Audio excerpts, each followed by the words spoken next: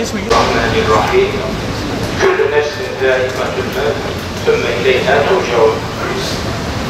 Kıymetli müminler, bugün şu cuma vaktinde cuma namazını müteakip ediyoruz. Ayşegül Eski Eygi hanımefendi kardeşimizin bir cenaze namazını. Bir kötülük gördüğü zaman onu eliyle düzeltsin. Kötülüğü düzeltmek için Batı şeriada İsrail'in zulmünü dünyaya duyurmak, insan hakları aktivisti deniyor. Nedir? Amaç zulmü dünyaya duyurmak, zulme engel olmaya çalışmak. Allahu Ekber!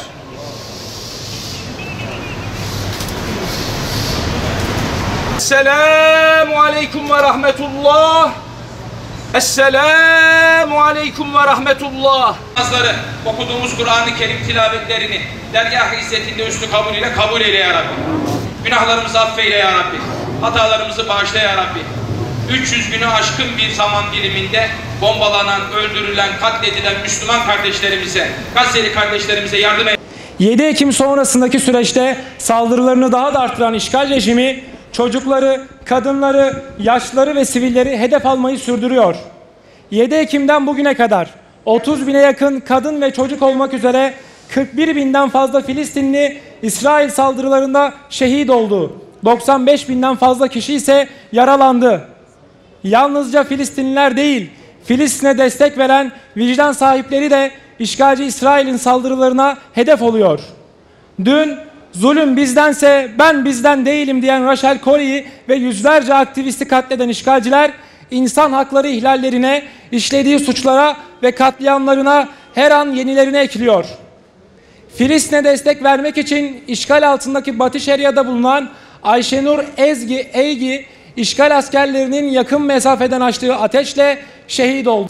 Bu yaşananlar karşısında tüm dünyanın zulme karşı ayağa kalkması gerekirken ne yazık ki Filistinlilere bir fayda sağlamayan kınama ifadelerinin ötesine geçilemiyor.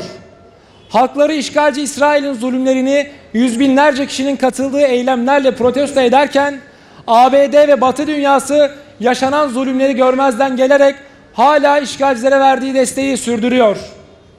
Büyük görevler üstlendiği iddia edilen uluslararası kurum ve kuruluşlar yaşananları sadece izlemekte, zulmün engellenmesi için hiçbir somut adım atmamaktadır. Gelinen süreçte uluslararası hukuk işlevsiz kalmış, dünyaya uygarlık dersi vermeye kalkan batılı ülkeler işgalci İsrail'in suçlarına ortak olmuş ve tüm yaşananlar karşısında İslam ülkeleri ne yazık ki sorumluluklarını yerine getirememişlerdir. İşgal rejiminin insan haklarını hiçe saydığını ve uluslararası hukuku tanımadığı 70 yılı aşkın süredir müşahede edildi. Sözlerin, yapılan çağrıların zulmü durdurmadığı görüldü. Uluslararası mekanizmaların tıkanıklığı ve işlevsizliği gün gibi ortadadır. Durum buyken İslam ülkeleri neyi bekliyor? Somut adımlar atmaları için Filistin'de daha neyin yaşanması gerekiyor? Unutulmamalıdır ki işgalci İsrail sadece Filistin halkı için değil, başta bölgemiz olmak üzere tüm dünya ve tüm insanlık için büyük bir tehdittir. Filistin'i savunmak ve işgale karşı durmak sadece Filistin'i değil, insanlığı müdafaa etmektir. Tarih nice zulümler, nice zalimler gördü. Hiçbir zalim amacına ulaşamadı. Bugün her biri utançla, nefretle ve lanetle anılıyor. İşgalci İsrail bugün olduğu gibi yarın da lanetle anılacak. Amacına hiçbir zaman ulaşamayacak. Çocuklarına bırakacakları tek şey utanç olacak.